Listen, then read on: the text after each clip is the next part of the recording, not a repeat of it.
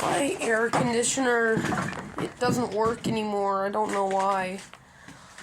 Comment how I should fix it, or maybe why it's broken.